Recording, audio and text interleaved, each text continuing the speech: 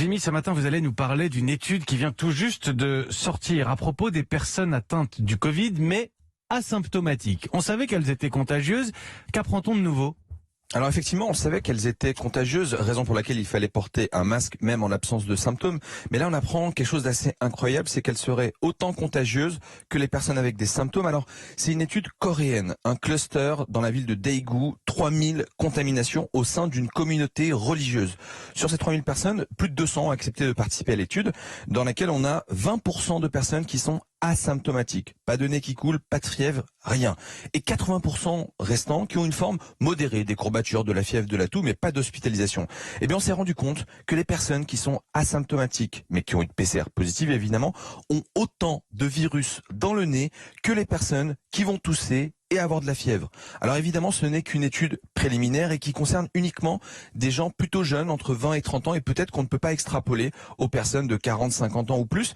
Néanmoins, là, je pense qu'il va falloir vraiment prendre conscience qu'il faut porter un masque, même en l'absence de symptômes, et peut-être même que lorsque vous avez des symptômes, c'est peut-être déjà trop tard, puisqu'on sait que vous êtes très contagieux dans les 2 à 3 jours qui précèdent l'apparition de symptômes, et puis là, vous êtes autant contagieux que ceux qui n'ont pas de symptômes. Bref, portez un masque, surtout que 10% des malades sont responsables de 80% des contaminations au sein de ce qu'on appelle des super contaminateurs. Et comment on fait du coup, Jimmy, pour aller à la recherche de ces super contaminateurs ?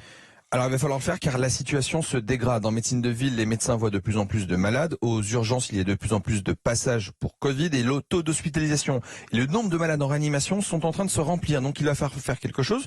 Le taux de positivité des tests a encore grimpé de 10%. Alors peut-être que c'est les tests salivaires qui vont nous aider. Vous savez, ces tests qui sont peut-être un peu moins performants, mais qu'on va pouvoir répéter et on va pouvoir aller à la chasse, justement à la pêche, à ces super contaminateurs qui sont responsables de beaucoup de malades.